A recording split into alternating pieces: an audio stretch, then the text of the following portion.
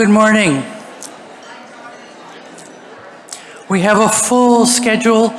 We're a few minutes behind due to some minor technical issues and because the run on same-day registration has exceeded our wildest expectations.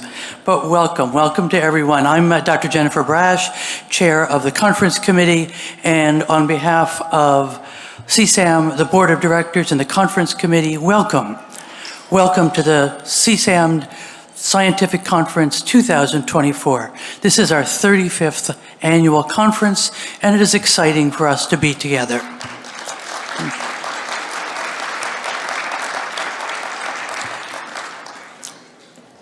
Technical issues fixed. We will begin this morning with remarks from Elder Peter Schuler. I would like to welcome Dr. Tosh Mizau, an addictions physician in Hamilton, and Kirsty Muller, a nurse and a representative to the board from Manitoba, to introduce our elder this morning.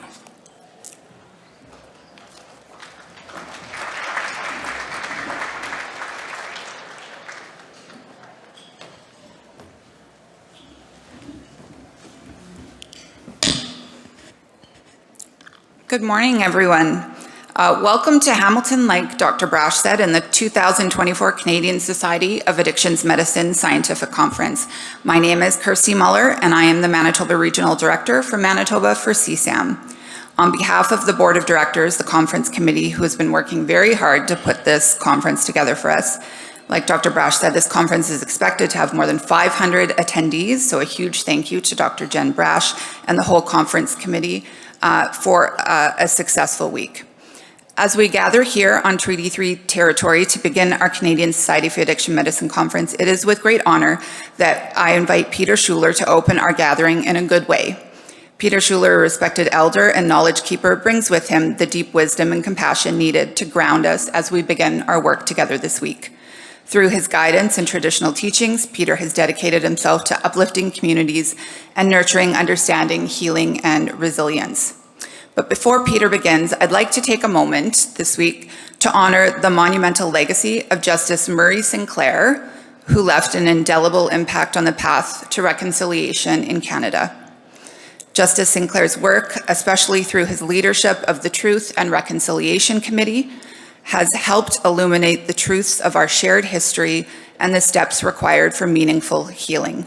He once said, "Education got us into this mess, and education will get us out of it." Words that continue to guide our mission here today. His dedication has set a powerful example of truth, compassion, and justice, and we honor him for his tireless commitment to reconciliation and healing in Indigenous communities and beyond. As we move forward in this conference, let us remember his words and let them inspire us in our commitment to support, listen, and build a better path forward for all. With this intention, please join me in welcoming Peter Schuler, who will open our gathering in a good way that honors tradition, unity, and our shared purpose here today.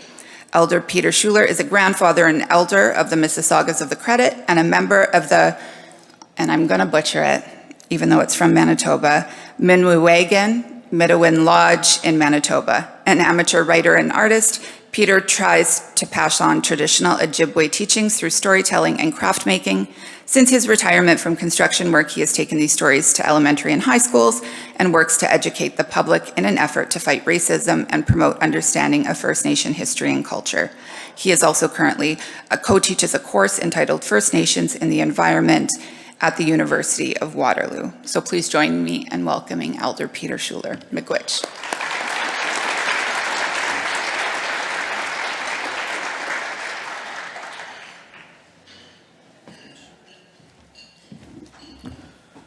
Bonjour. Aujourd'hui, que nini ndago Michigan dodem Mississauga Ojibwe National Bindao. Dojibam bangiatgo. Last bit I said there, I have a few words that I know in my language, and they are very few. But I'm going to try to use them to start off, because I believe that the few words that I have should be shared. and should be used every day. Mashomas Gashe Manado, Jibiagain in Indigo, Meshikando Dam. Migwich Gijigat non gum, Migwich Jesus, Meno Dibit Jesus, Meno Nanak, Migwich Anaquadon, Migwich Awan, Meno Gimme one, Meno Agon, Migwich Sabine Zawan, Meno Zibi one, Meno Zagai Ganin, Meno Gitch Satag and the Bay. Migwich Metikok, Meno Metikon Sak, Meno Mashkusi, Meno Labagoning. Migwich Beneshuk, Meno Waisanuk, Meno Awakanak, Meno Gigon Sak, Meno Manadon Sak. Migwich Wabanang Nodin, Meno Jawanang Nodin, Meno Ningibianang Nodin, Meno Givijanang Nodin. Migwich and Dana Kojipetiganik, Meno Anawidigi Magan, Meno Andani Sak, Meno Gozes, Meno Nojan Sak, Meno Dana Kojipetiganik. Migwich Medewe Win, Meno Anakani Sak, Meno Shkiki one. Migwich Meshkiki Niniwak, Shkiki Quavik, no king. We would oak Gakanagego Nishnabik. Meno we would oak and in the way Maganaduk. Meno Mesok Makwe. Chimigwich Gajimanado. Mina Bamatsuan. Not a Mawashin with the Barge Magic, and a Jibagay Nongum. We would oak a Mazok Makwe, Meno Nindway Maganaduk, Meno Gakanagego Nishnabik. Chimigwich Gajimanado. These few words that I've cobbled together,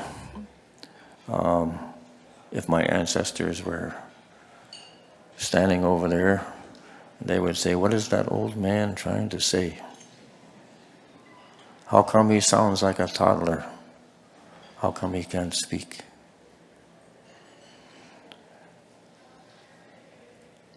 The words give thanks to the rest of creation, and they start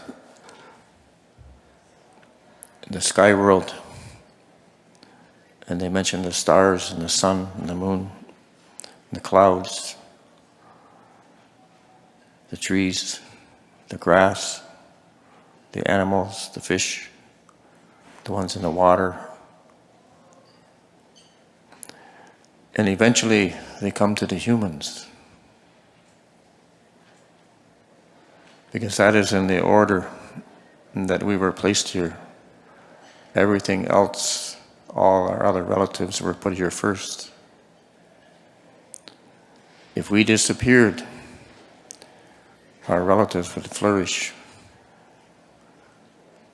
If our relatives disappear, we will disappear too.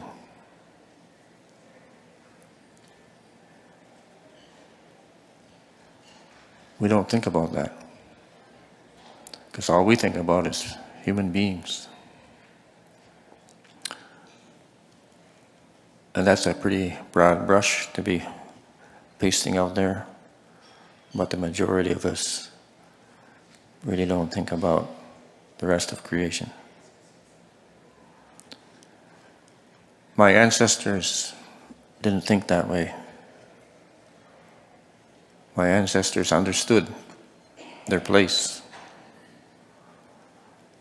They understood that we were placed here and woven into the blanket of creation. And we were like that for a long, long time. We didn't destroy the planet. And then someone came and they said, "We're going to educate you, we're going to civilize you."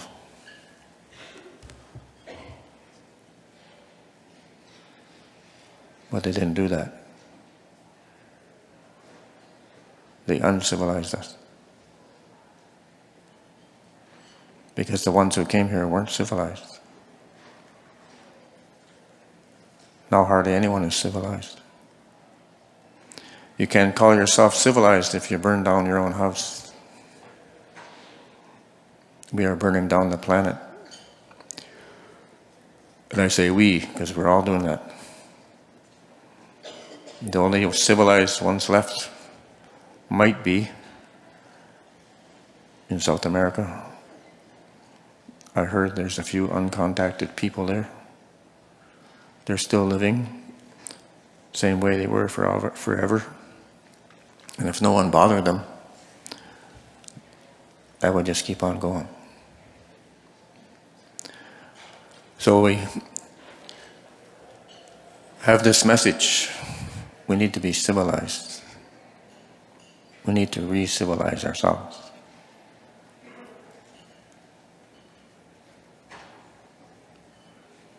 I don't have any formal education, and I'm not working at Waterloo this year because my favorite professor decided he was going to move back to Ireland. So now I don't have anybody to work with this year, but maybe next year.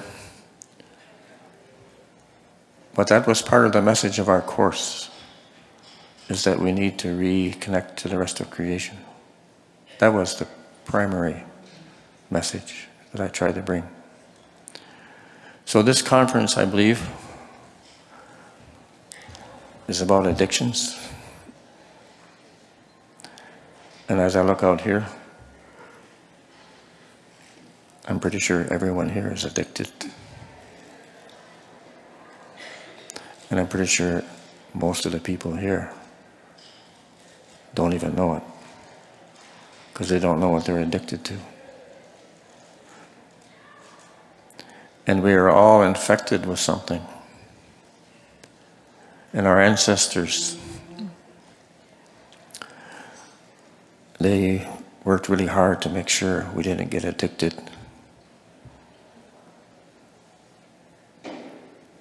But we're all addicted to greed.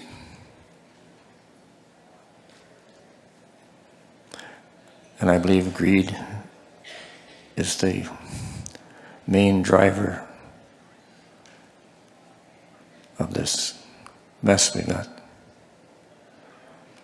And we don't know what greed is anymore.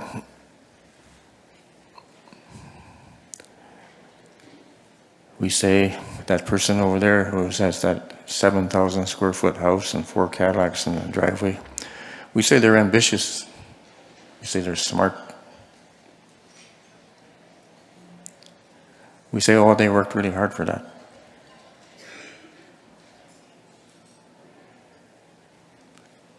And we say that because we don't recognize greed anymore.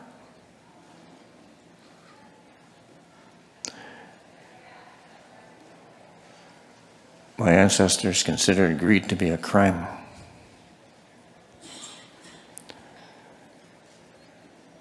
We have stories about this spirit being, and we're not supposed to say its name, but I'm going to say its name because it's already here. And that being was called the Wendigo. And they say at some point in time, at a time of great famine, someone ate someone else, and they transformed into this being. And thereafter, no matter how much that being ate, it could never satisfy its hunger. And in our stories, there was another spirit being, Nanabush. And in some of these stories, he defeats the Wendigos. He kills them off. And greed wasn't a problem. But when those people came and said they were going to civilize us, they brought something with them they didn't know they were carrying because they didn't recognize it. They brought the Wendigo back. And then we have greed. To me, this is the biggest addiction and the worst, because it drives all the rest of them.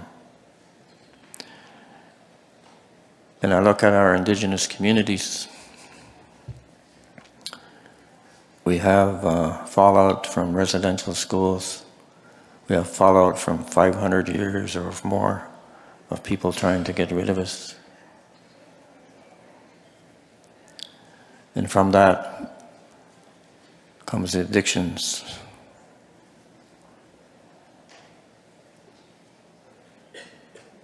Alcohol, drugs, all those things. And I don't know too much, As a matter of fact, I don't really know anything. But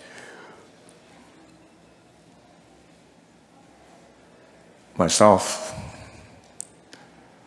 I tell my wife, who is a retired nurse, I don't want to go see a doctor. Doctors make you sick. Everybody who I know goes to doctors, they're all sick. I don't want to be sick.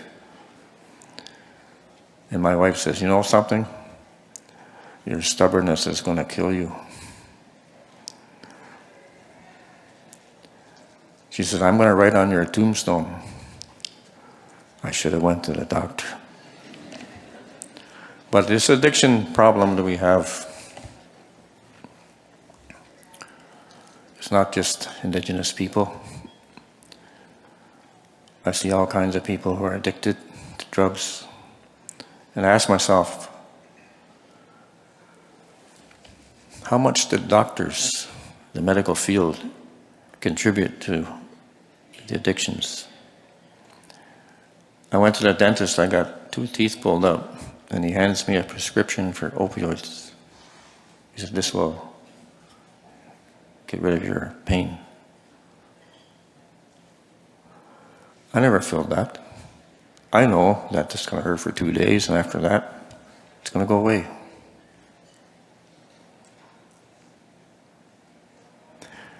I dropped the transmission on this finger, popped the nail right off. Almost made me pass out. But I never took anything for pain, because I know in a little while that's going to go away. And then I look at people who are incarcerated. Sometimes I sit in the Indigenous Peoples Court and I see these people come, and almost every one of them is in jail or about to be in jail because they are addicted to something: alcohol, drugs. And sometimes I see they go to jail, they spend time in there, and they decide to get their act together. And they want to go into treatment. They can't. They come out of jail, they have no ID, no health card, no nothing.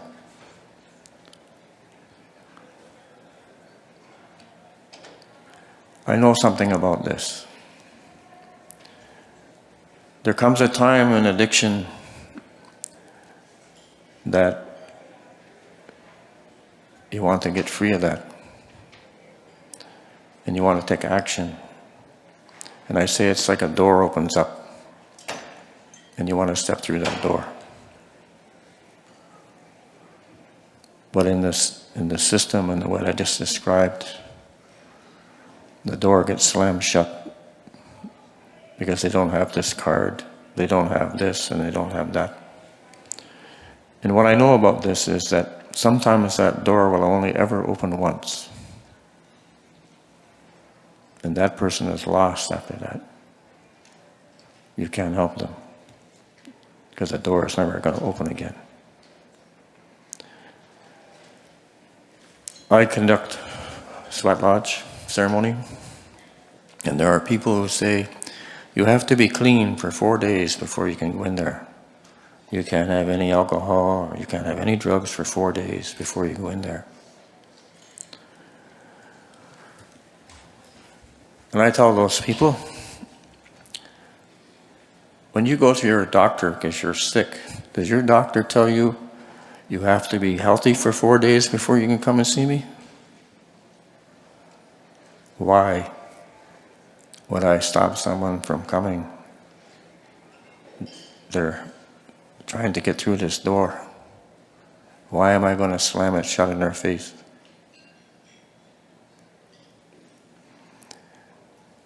And I know that going into the sweat lodge is not going to fix that problem right away, but they've entered that space, they've gone through that door. And it might take years I've seen it happen when they go through that door and bingo, they're free. I've seen that happen, but I can't promise that. In our creation story, it starts off in the beginning. There was only darkness, silence, stillness, and cold. And they say that's in the beginning, before the beginning. And then the Creator herself, himself, becomes aware and wonders what's out there. And sends out that thought. And that thought creates a sound. And if I had my shishi gun here, I would say, this is the sound. I don't know how they know that's the sound, but that's what they say. And then the Creator watches. And that thought just keeps on going and going and going. So then the Creator calls back that thought, and it creates light, and all the stars, everything appears there. And our creation story is really long. But there's two things that I think are really, really important in our creation story. The first thing that was created was thought. We create what we think. When I was a kid, had newspapers, and a comic strip in the back. Dick Tracy had this watch he could talk into, and there was video on there and everything, right? That was science fiction. Today we have a smartwatch. Somewhere over there is my phone with all that stuff on there. We create what we think. We have video games. I don't play them, but we have these video games where we're blowing up stuff, killing people.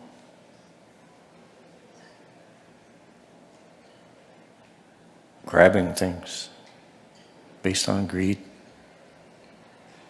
And I say we need a better game, because we do create what we think. Look around the world. The video games. What's happening around the world is a reflection of that game. I say we need better games. We need games where you're rewarded for fighting climate change, rewarded for helping people, rewarded for building community. Our whole world is based on greed. When you go to school, you're told you have to be independent. You have to study real hard. You have to get the best job. You have to do everything to make yourself independent. You have to stand on your own 2 feet. My culture was not based on that. It was based on community.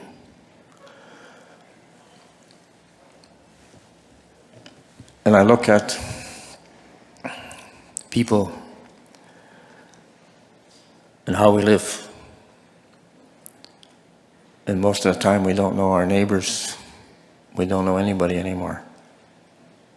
And so sometimes I hit this, and I go to the door, and someone's standing there. And they might have something like this in their hand.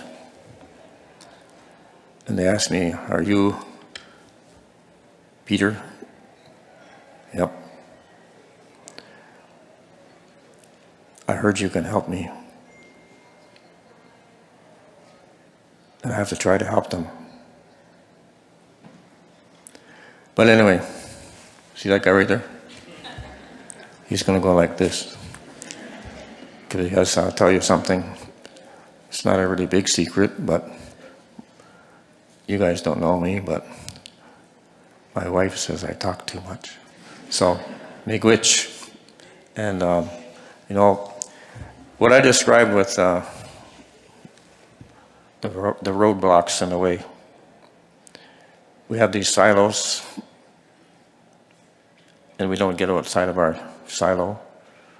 So what I described is maybe you can step out of your silo and try to open up the next silo so that we all work together to fight addiction, not just one little box, because it doesn't work.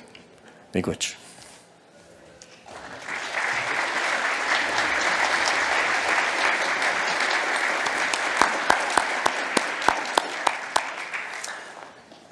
On behalf of the CSAM committee, I'd like to thank Peter again, Chimigwich Peter. I'll invite Jen back up here to get us rolling along. I just want to again thank Peter for those kind words that I think can help shape and frame what we'll be learning about and what we'll be discussing at this conference here. Thank you.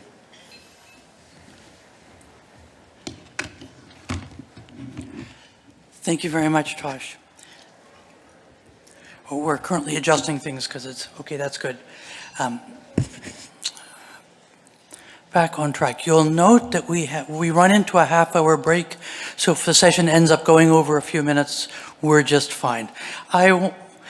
We chose this as our theme because we felt it captured a lot in addiction medicine and addiction care these days. We hope that it's an opportunity to think about developing a shared vision of care and understanding for people with substance use disorders and all that that includes. I'd now like to invite Dr. Simon Dubrec, a representative from Quebec, to bring greetings in French. Merci Jennifer. Donc, je m'appelle Simon Dubrec, je suis un des représentants là, du Québec pour la Société médicale canadienne d'addiction, puis j'ai le plaisir de vous accueillir ici à Hamilton pour cette conférence que j'espère que vous apprécierez bien. Il y aura la plupart des conférences en anglais, mais si jamais il y en a qui ont de la misère à poser leurs questions, il y aura souvent des gens qui peuvent faire les traductions, donc n'hésitez pas soit à m'accrocher ou certains de mes collègues pour qu'on puisse le faire. Merci, au revoir.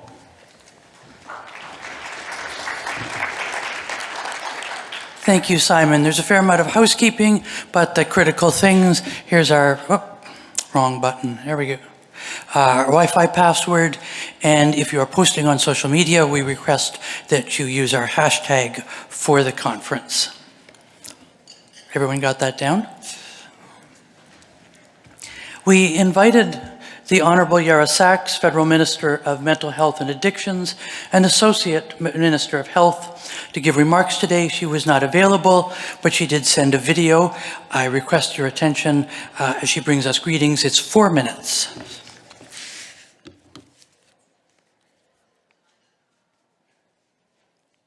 Hello, everyone.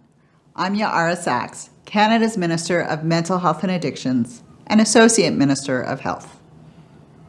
I want to share my gratitude with each of you here today. Your unwavering commitment as healthcare professionals and advocates is crucial to advancing compassionate solutions to the challenges of addiction and substance use. Addiction is not a choice. It is a treatable medical condition. No one should have to hide their struggles with substance use out of fear of judgment or discrimination.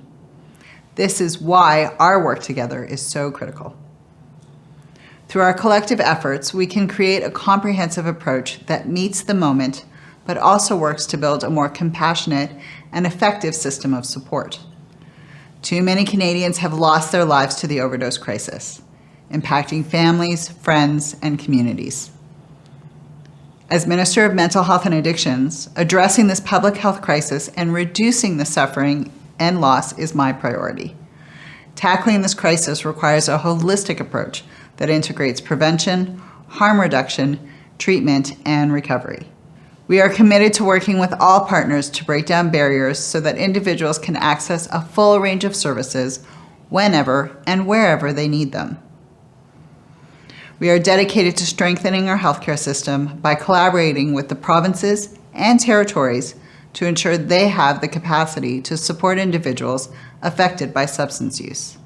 Through the 2023 healthcare bilateral agreements, we are investing nearly $200 billion over the next decade to improve health services, more than a third of which has specifically been allocated for mental health and addiction care. Building on this, we are providing an additional $150 million for an emergency treatment fund to address urgent needs in municipalities and Indigenous communities facing acute increases in substance use harms. We are also investing in community-driven initiatives. Through the Substance Use and Addictions Program, we are empowering local organizations to provide trusted, person-centered services. Since 2017, over $600 million has been invested to support more than 400 projects. Additionally, our youth substance use prevention program is adapting the Icelandic prevention model, right here in Canada, engaging young people to build resilient, healthier communities.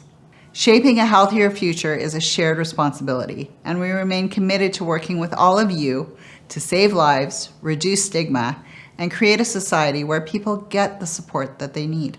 I've traveled across Canada, meeting with families, frontline workers, and people with lived and living experience. I've heard the call for a compassionate, health-centered approach embedded in our healthcare system, focused on supporting each individual's unique path towards wellness. Our approach to the overdose crisis balances public health and public safety, supporting access to harm reduction and treatment, supervised consumption sites, drug checking, and naloxone distribution, all while taking action to protect community safety. This conference provides a vital platform for collaboration as we tackle this public health crisis with an inclusive approach. Your theme this week, Shaping the Future Together, highlights the essential need to engage all levels of government, organizations, and communities in our efforts. As we move forward, let's remember that addiction is a health issue, not a moral failing. Together, we can make a meaningful difference and create pathways towards healing and recovery. I wish you all a productive and insightful experience in the days ahead. Thank you for your commitment to this vital work.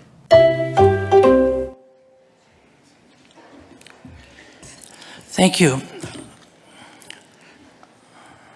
I'd now like to invite President of CSAM, Dr. Dave Martell, to address us. Thanks, Jen. Welcome, everyone. I brought my own mic. Who here can guess how close we are to an election cycle? Show of hands. The very first thing that I'd like to do, and I only have a few minutes, Jen has promised to physically yank me off the stage if I go longer than a few minutes. I want to acknowledge the board of directors presently in CSAM. If you're a board member, could you please stand up and be acknowledged? The one that we have missing for this meeting because of a death in his family was Navid Ali. So we have David Crockford from Alberta, Nicole Bootsman from Saskatchewan. I'm trying to spot you guys in the crowd. There's Nicole. And Kirsty Muller, who you've heard speak already. And Aaron Knight, our president-elect from Manitoba.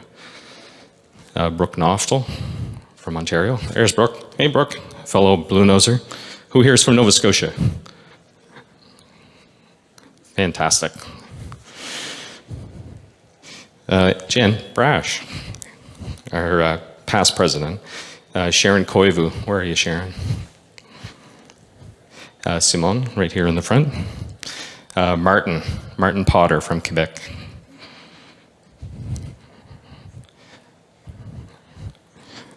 Martin, I think, threatened to crawl under a table if I got him to stand up and be acknowledged.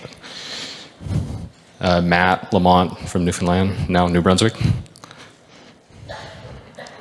Celine Etches.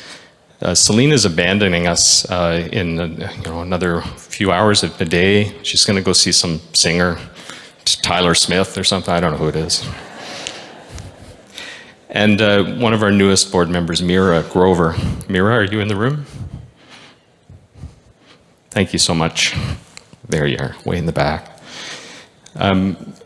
Could I get the crowd to give these people a round of applause for stepping up to be leaders in the organization?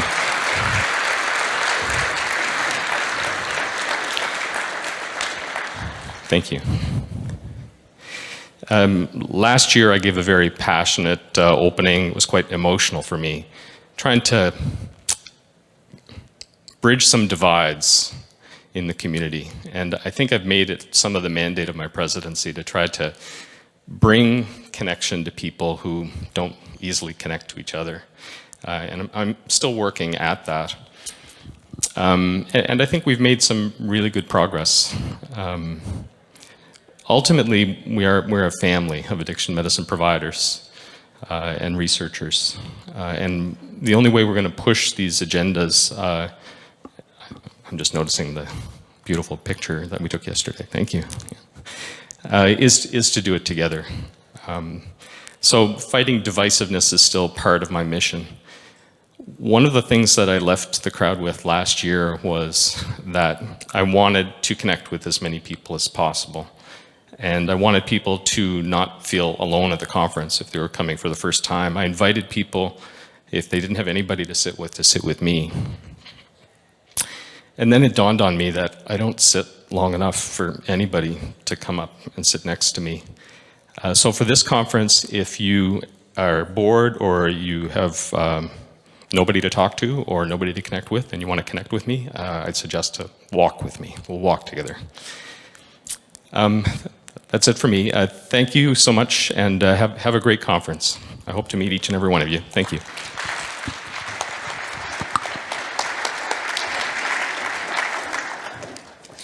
Thank you, David. We've appreciated your guidance and enthusiasm and ideas over the last couple of years.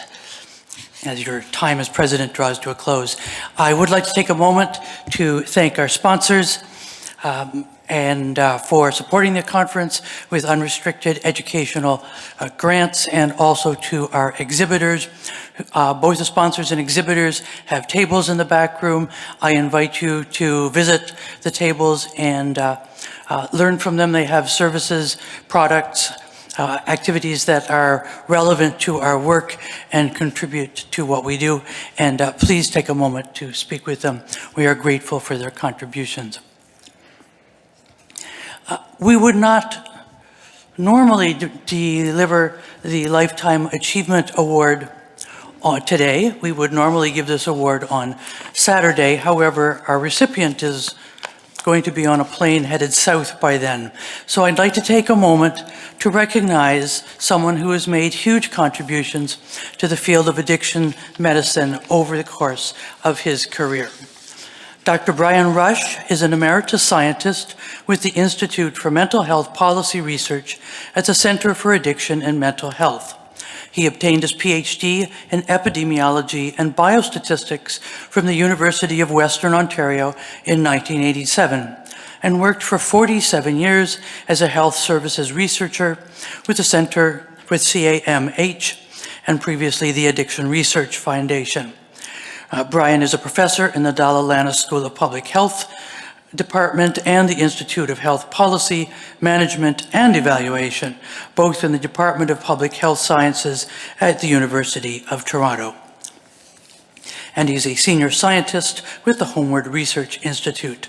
Over the course of his career, Brian's work has spanned survey research and evaluations of mental health and substance use services and systems. Brian has led major national projects funded by Health Canada, including the development of best practice guidelines for screening, assessment, and management of people experiencing mental and substance use disorders, and most recently integrated mental health and substance use needs-based planning models and core services frameworks. He's conducted major treatment system reviews and strategic planning processes in many Canadian jurisdictions and prepared several syntheses of research evidence.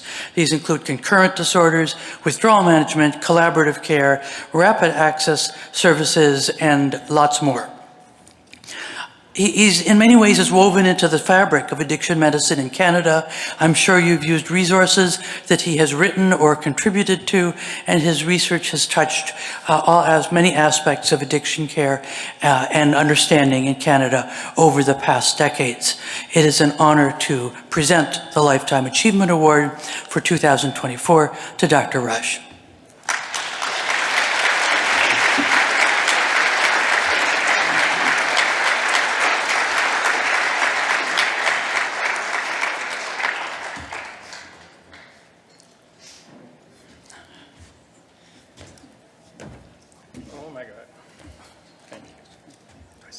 We should look at and take pictures.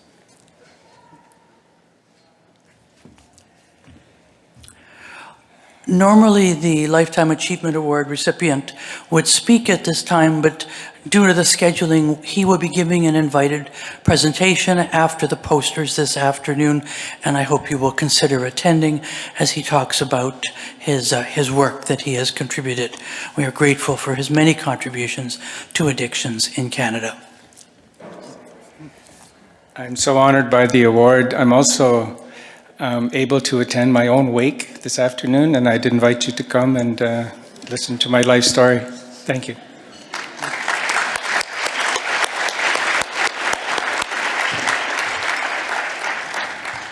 Before we rush into the program, I want to take a minute to reflect on why we're here, because we are here for the science, and we're here to network and to learn new ways of treatment and understanding. But I think we need to recognize that each of us is here for another reason.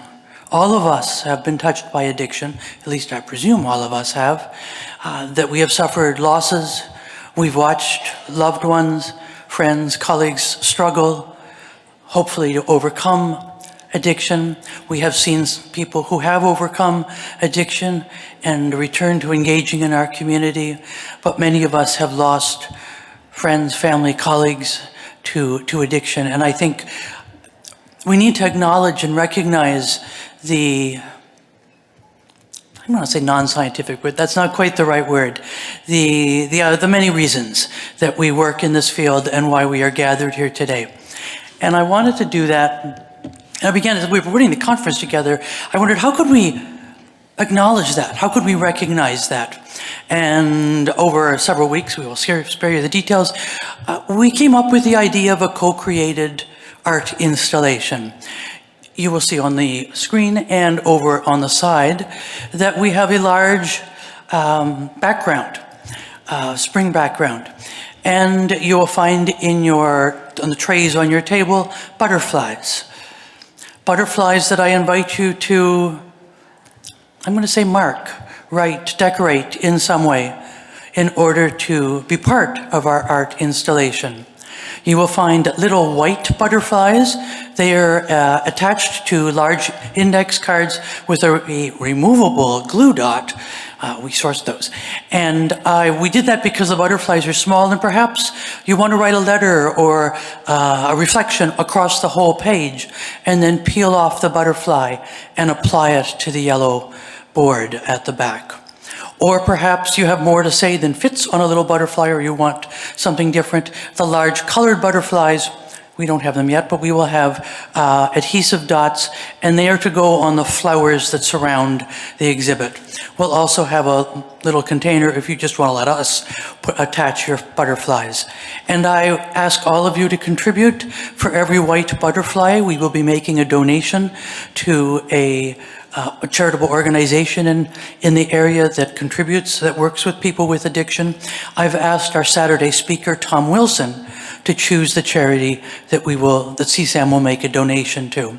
And following the conference, St. Joe's has agreed to exhibit the installation in a prominent location at our West 5th location. I am grateful to St. Joe's for recognizing the importance of treatment of addictions and of our work together, and for recognizing the many reasons we are gathered here today. Oh. Sorry, it was behind there. So the little white butterflies go on the board, the big butterflies go on the flowers. I'm figuring we can figure that out. I do have a few details we need to take care of. First of all, we do have a conference app. I invite you to download it. There's a QR code by registration, or you received an email with it, depending on when you registered. However, it is very difficult to make sense of the program in the app.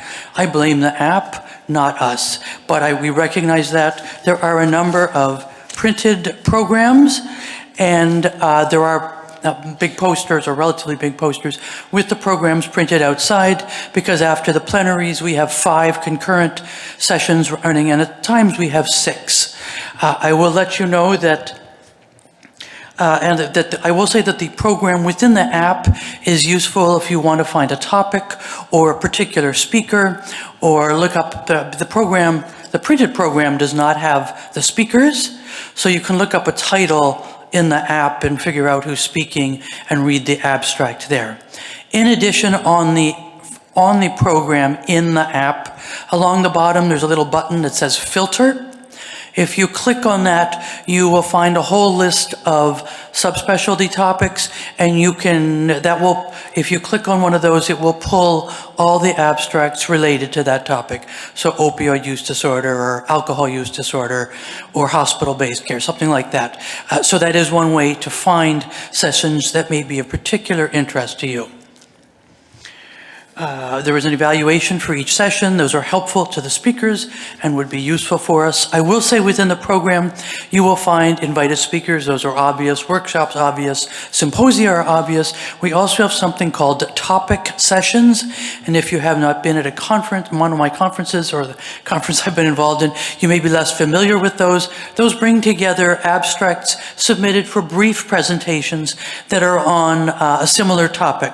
So this morning we have one on opioid use disorder, and these are, I think, 5 or 6 separate abstracts submitted separately to give brief presentations and brought together, hopefully for a mixing of ideas and knowledge within those sessions and good discussions.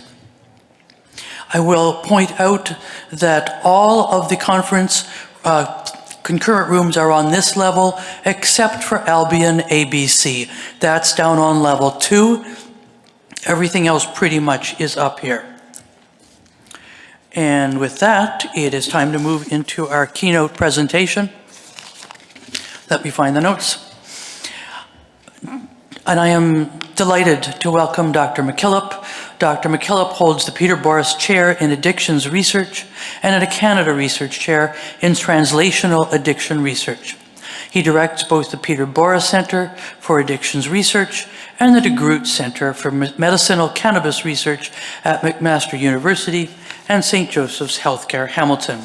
I could tell you much more about him, but I think it's suffice to say that he has authored more than 400 peer-reviewed publications and other works, is supported by numerous grants, and uses a multidisciplinary approach to gain unique insights, with his research integrating perspectives and methods from psychology, economics, cognitive neuroscience, and behavioral genetics. An organizing principle in his work is using a translational framework that integrates basic research and clinical research together. There's the clock. And we are behind time, but following the break, following the presentation, there is a full half-hour break, so that if this talk seeps into the break, it's okay. We'll get back on track with the sessions at 10:30. If there is any time for questions, instead of using the mics, I ask people to take index cards from the box and write the questions. They'll be collected and brought to me, but I'm not sure we'll get to that. Welcome, Dr. McKillop.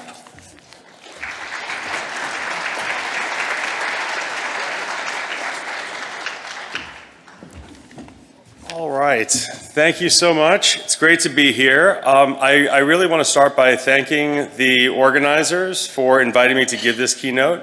I want to give a special round of applause to Dr. Jen Brash for organizing the conference and for all the great material that's to follow.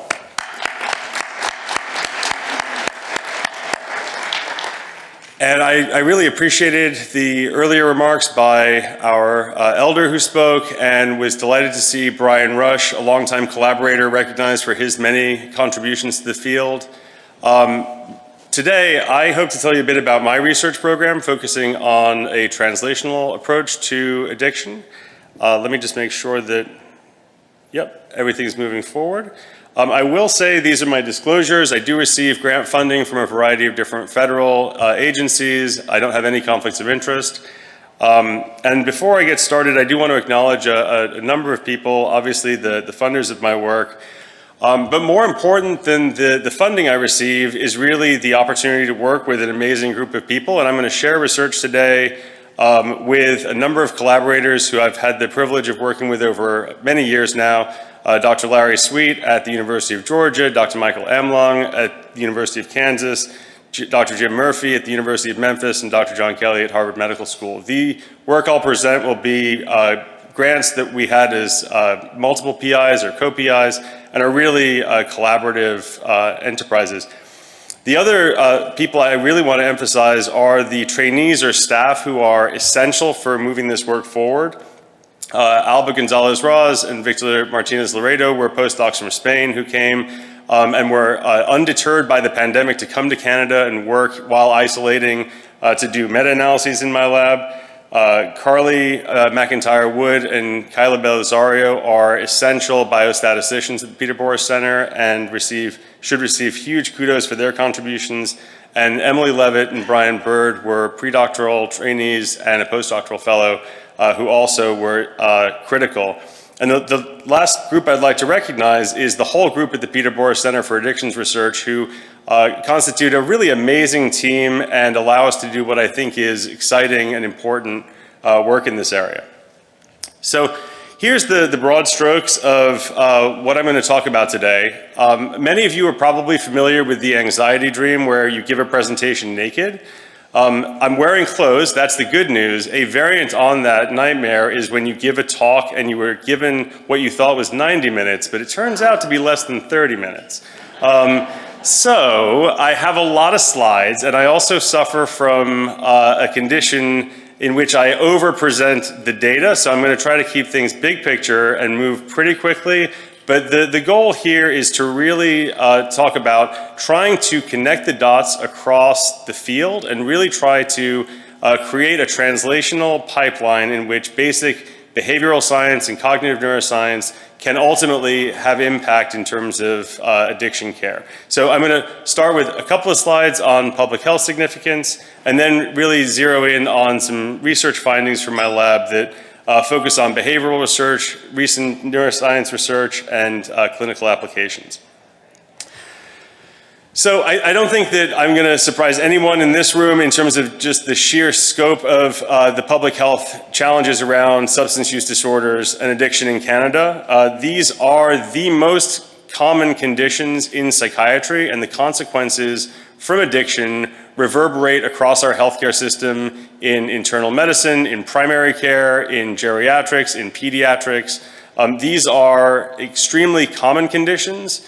The economic burden annually is approximately $50 billion with a B. So $50,000 million annually in healthcare costs and lost productivity.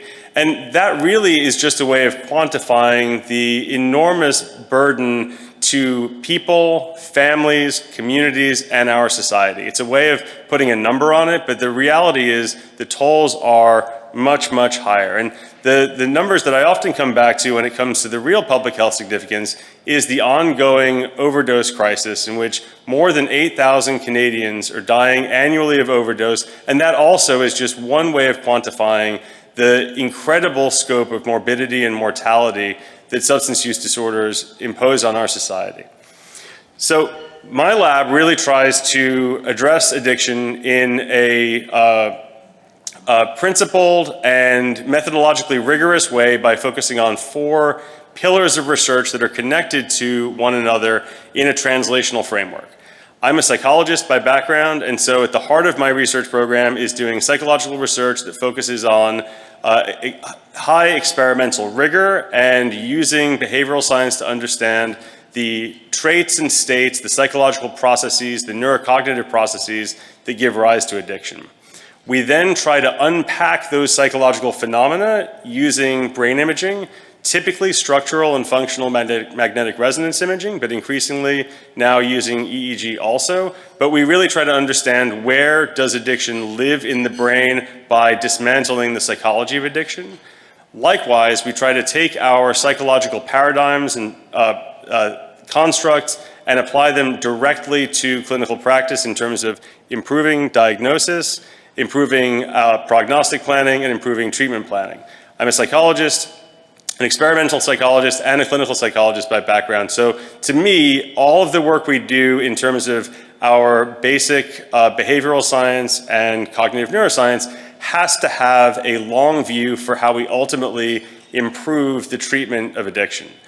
Underneath each of these different pillars, we look at genetic variation to try to understand the variation we see in the behavioral lab, the variation we see in the magnet, and the variation we see in the clinic by looking at different forms of genetic variation and ultimately understanding what the mechanisms are by which genetic variation confers risk for addictive behavior.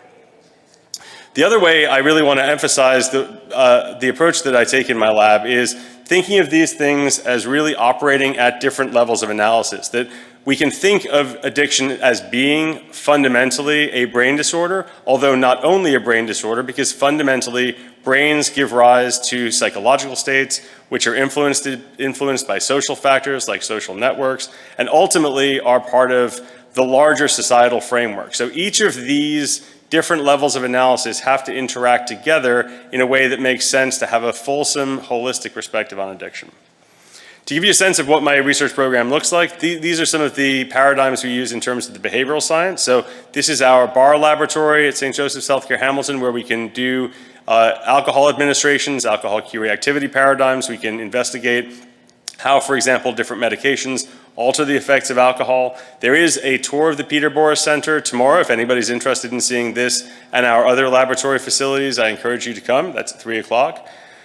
The other piece of our behavioral science is really focusing on theoretically driven work using what's called a reinforcer pathology model to understand addiction. This integrates economics and principles of microeconomics in particular with principles of psychology to understand addiction fundamentally as a disorder of maladaptive decision-making. Dysregulated decision-making to use the drug despite negative consequences over time, driven by 3 core processes: excessive valuation of the drug, overvaluation of immediate rewards, and an absence of alternative rewards. Another major focus in the behavioral science of my lab is using social network analysis to understand the social context of substance use. We often focus on the individual because obviously individuals are the unit of consumption, but we also know that much of substance use takes place in social context with certain other people, and social networks are a key developmental and maintaining aspect of addiction. So we use high resolution and brief egocentric social network analysis to try to understand those social networks. And the last piece of the behavioral science part of my lab is conducting observational cohort studies that study individuals over time to try to understand the variables that forecast their changes. These are some data that show you one example of our cohort studies, a study on high-risk emerging adults. This study is now in its 17th wave of data collection. This just shows you the first 14 waves. And this study has, wave after wave, investigated the psychological and psychosocial predictors of changes in substance use over time, including over the onset of the COVID-19 pandemic and also the legalization of cannabis in Canada, creating essentially a time capsule in which we can see both what the intra-individual factors predict, but also how individuals respond to these larger sociocultural changes. In terms of our brain imaging research, we use a variety of different paradigms. As I alluded to, we use structural MRI, functional MRI. We are generally not the group to invent new cognitive neuroscience paradigms, but as they emerge, we are the group that tries to then move those paradigms forward to become the next generation of biomarkers. So whether it be resting state functional connectivity, task fMRI, novel structural indicators like fractal dimensionality, we're using these innovations in basic cognitive neuroscience to ultimately, hopefully, lay the foundations for the next generation of biomarkers. At the other end of the translational spectrum, a lot of the applied research takes place in hospital-based settings. So a lot takes place at St. Joseph's Healthcare Hamilton, but also in collaboration with the Homewood Research Institute and Homewood Health Incorporated, where we do a lot of research in Guelph at the main mental health and addiction hospital, but also at Ravensview, their facility in Victoria. And then we've also collaborated with Correctional Services of Canada to collect data within the federal prison system to better understand the overlap between substance use disorders and criminal behavior. Finally, the genetic aspect of my lab really tries to understand what are the genetic underpinnings of some of these phenomena. This started a long time ago now, more than 20 years ago, using candidate gene studies to try to identify individual variants that were associated with different constructs like impulsivity and self-control, sensation-seeking. It's now really evolved in the contemporary GWAS era in collaboration with companies like 23andMe to then deliver these tests to thousands and now hundreds of thousands of individuals who are members to better understand the genetic architecture of some of those core traits that we know are associated with addictive behavior. So that's the big picture. The goal is to really try to create a translational framework for thinking about each of these different domains and ultimately moving them forward to have impact in terms of applied settings. So the first study I'd like to tell you about is an investigation that really tries to take on the question of what are the variables that forecast changes in substance use in emerging adults. And emerging adults, generally defined as individuals 17 to 25, are a particularly high priority group. And that's because the prevalence of substance use disorders is highest epidemiologically in this population. The burden in terms of acute negative consequences is highest in this typically relatively healthy population. And what we know is that the behaviors that happen during this age range, this transitional age range when individuals are leaving the pediatric system and entering the adult system from a healthcare standpoint, can have huge impacts on substance use patterns across the lifespan. In some ways, it can be thought of as a critical developmental period. So understanding the variables that forecast positive and negative consequences is really critical. So to focus on this group, the first study I'll tell you about is one that applies this behavioral economic approach to addiction and zeroes in specifically on our definition of drug valuation. And the study I'll tell you about is going to use what's called demand curve analysis to understand drug valuation and how drug valuation predicts changes over time in the early 20s in terms of high-risk young adults.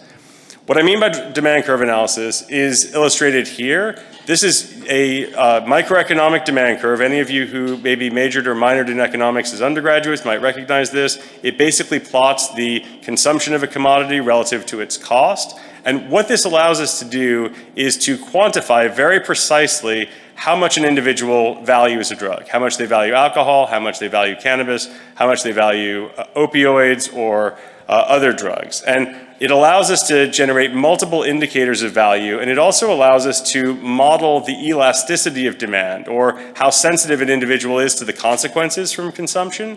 And this again gives us high precision in terms of measuring how much a person values the drug. What we found early on in some of our initial studies was that this measure was able to very precisely differentiate high and low substance use in our research populations. So this is just one example of individuals who had either a positive audit screen versus a negative audit screen from one of the early studies. And what you can see is that the demand curves look very different. Individuals who are screening positive show much higher reinforcing value. They're higher at the start. They show a shallower descent or a shallower elasticity, and they stop consuming sooner. And this work, much of it cross-sectional, has really proliferated over the last decade or so, leading to us to conduct meta-analyses on the various demand purchase tasks to look at whether or not this is a stable relationship over the whole literature. So these are findings from a recent meta-analysis, or two actually recent meta-analyses, looking at these measures of valuation over samples ranging from a few thousand to more than 15,000. And really what we find when we survey the overall literature is that each of these indicators, which you can see on the x-axis, are robustly associated with the substance use behavior. That is, over all the different studies that have been conducted, the effects range from medium in size to large in size, suggesting that this way of measuring relative value really maps onto the level of the behavior. But as we learn in Statistics 101, correlation does not equal causation. So the vast majority of these studies are cross-sectional in nature, and it's not clear whether or not overvaluation of the drug is necessarily going to be relevant in terms of behavior over time or in clinical settings. So the study I'm going to tell you about is one of our cohort studies in which we wanted to understand the process of aging out in high-risk young adults. And specifically, we recruited a group of about 730 high-risk binge drinking young adults from the Hamilton area, and we studied them over 6 windows of time, or actually multiple waves, but we really zeroed in to 6 windows for this primary paper to look at how their behavior changed over the course of the early 20s. We know that most individuals will, quote unquote, age out. They will reduce their high-risk drinking. What we wanted to see was whether our measure of relative value would be able to predict those individuals who have a negative outcome. You can see from the figure on the right that as we predicted, our group did indeed successively reduce their drinking over time, but not everybody reduced their drinking. So what we did was model how these measures of alcohol value then predicted drinking over time. And I'll show you just 2 indicators with this figure. These are called RICKLPIM models, or random intercept cross-lag panel models. And these are statistical models that allow us to dismantle how different variables relate to each other over time. And what they allow us to do is to see what came first, the chicken or the egg. Did the changes in drinking come first, or did the changes in reinforcement value come first? And what we find is that over time, none of the animations or none of the highlighting is coming up that I can see, which is unfortunate. But what we see is that over time, the measure of reinforcing value is what forecasts whether or not an individual reduced their drinking, and not the other way around.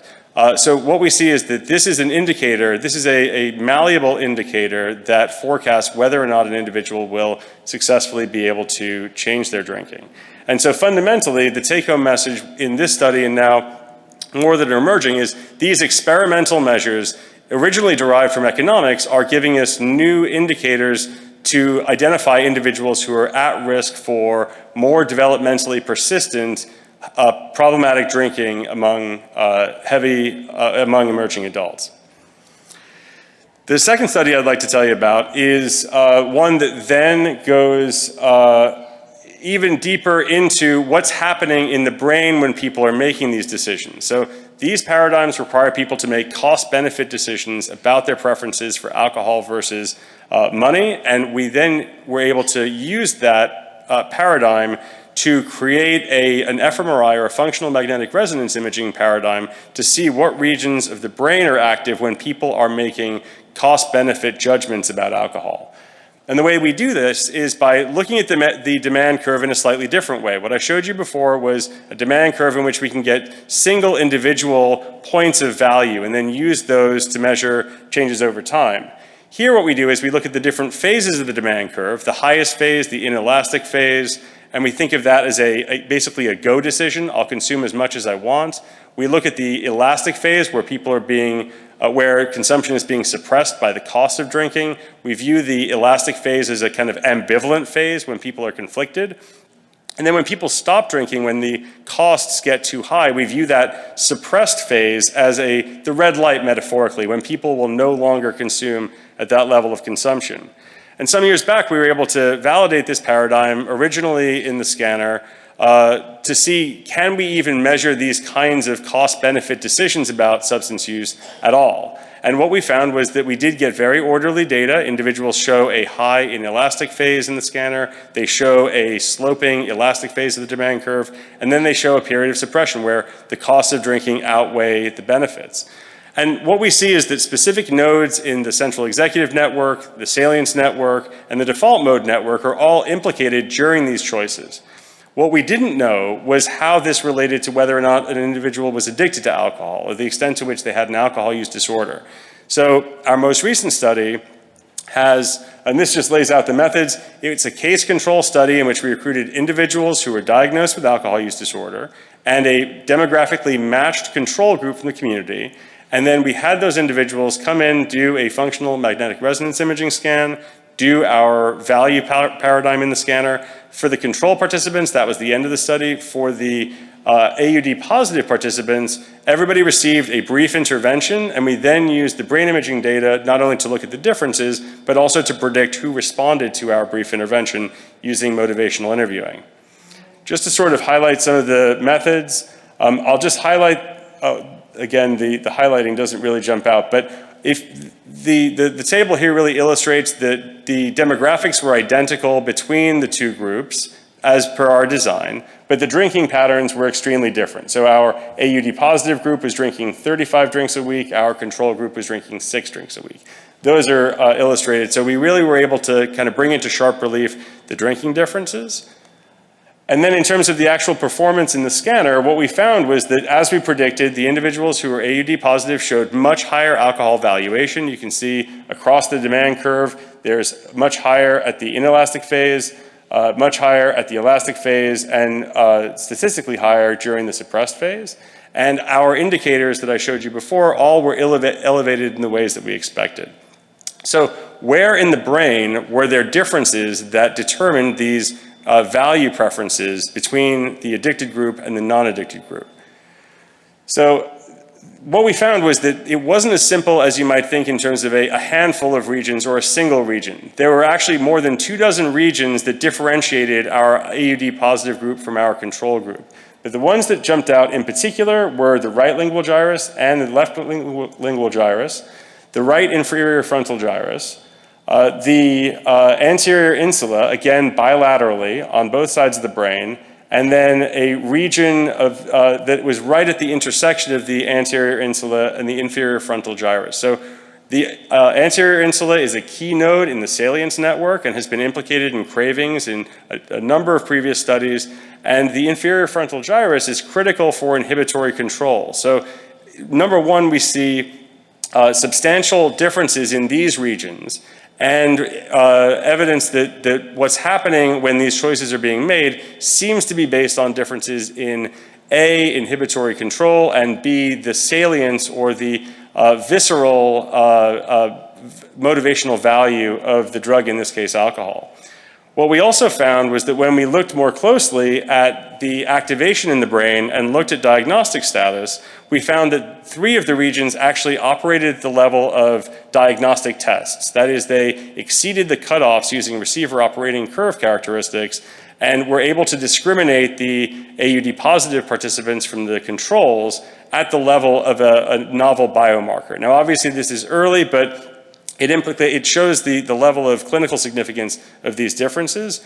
2 of these 3 regions of interest also significantly predicted whether or not individuals exhibited a pronounced reduction in drinking following our brief intervention. So we see significant differences between groups. We see them at a magnitude that maps onto a diagnostic test, and these same regions predict whether or not people respond to the intervention. So fundamentally, our conclusions are that where alcohol valuation lives in the brain is multifarious, it's distributed, it exists in a lot of different regions and networks, but a key region in particular seems to be the anterior insula, and that is a region that's critical for interoception, for visceral experiences, and has been substantially implicated in cravings before.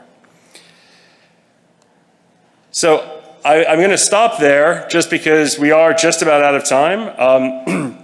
What I really want to emphasize about this work is that going back to some of the comments by our first speaker, I think that what's great about CSAM is that it is truly a big tent organization where physicians, psychologists, nurses, social workers, addiction counselors can all find a home to advance science, advance practice, and even incorporate humanistic aspects into the meeting.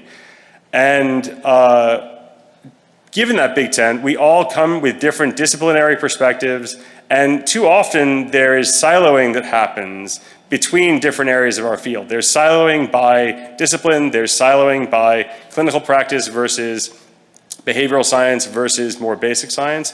And I hope that this work illustrates that we really can connect the dots from all the way from minuscule regions of the brain to seemingly esoteric aspects of reward measurement, all the way to direct application in clinical practice. And so I'm going to stop here. Thank you very much for your time. I appreciate it. Have a wonderful meeting.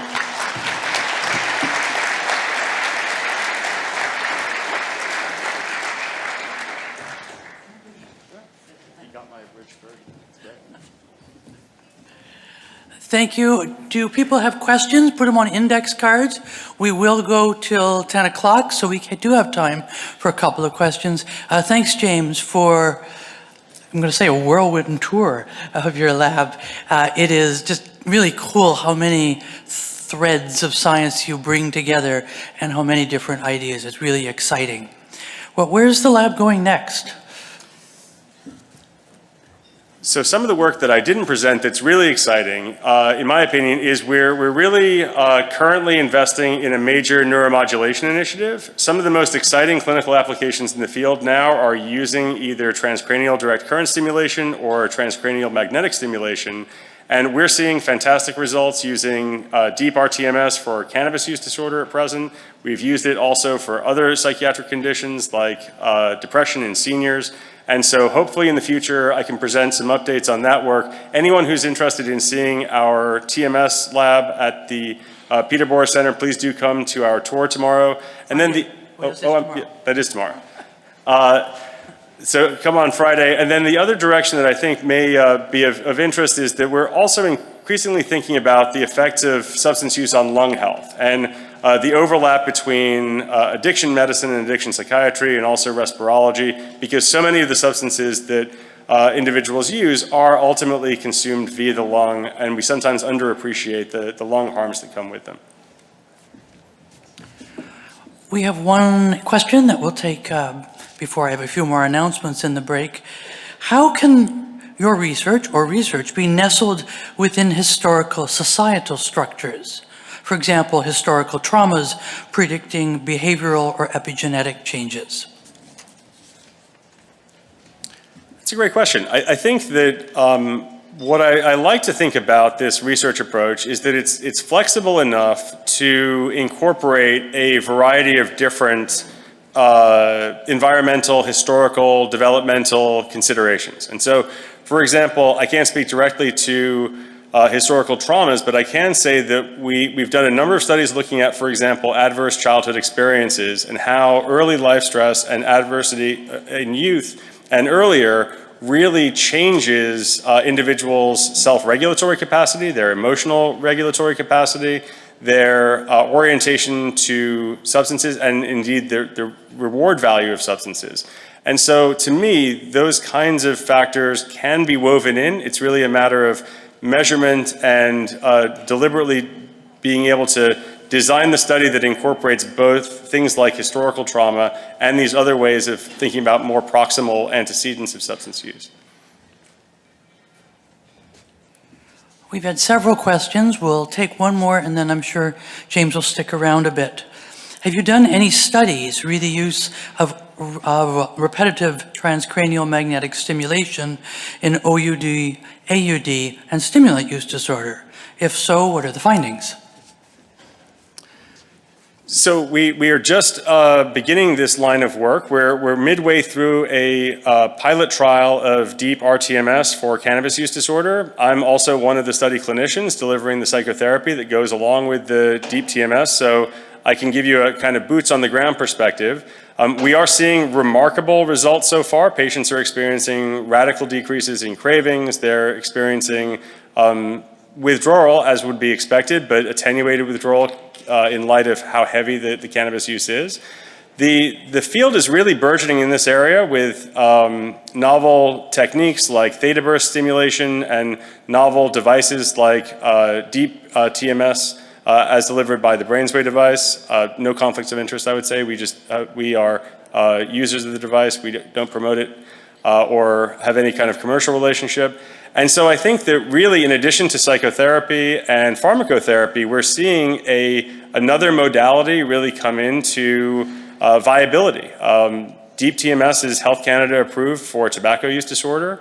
I think that there's great hope that it will be usable also for other substance use disorders. And we know that the neurobiology is common, not identical across substance use disorders. So far we are seeing great outcomes. It's very early days, but nonetheless a very promising area in my opinion. Thanks very much for a thought-provoking presentation, James, both about what you have been doing and what you will be doing. Thank you. Don't leave. I have to be the push notifications. I will point out that there are three things happening at lunch. Lunch is served in Shadoke A and out in the foyer. These tables are available for lunch. In addition, Indivior is giving a presentation, and that will be in Webster, BC, which is that a ways, and fill your plate and take it in there, and invite you to attend that. Also, the Addiction Fellowship Directors Group is meeting at lunch as well. Following lunch, we have the poster session. The posters are right here. It's easy to find them. Please take some time to take a look at really interesting research of all different types and addictions going on across the country while you enjoy your coffee and dessert. This afternoon, we have a welcome reception. You need to take the pedestrian bridge or walk across the street into the Sheraton. It's on the second floor. We've ordered lots of canapes, so please join us. Take all your belongings. The building here will be closed at 6. And tomorrow morning, there is a mutual support group hosted by Paul Sobey. That will be at 7 a.m. There will be breakfast available, and anyone interested is invited to attend that. I think that's all the push announcements I have. Oh, and we have our first butterfly for the art installation. Have a great day. It's so good to have you with us. Thank you.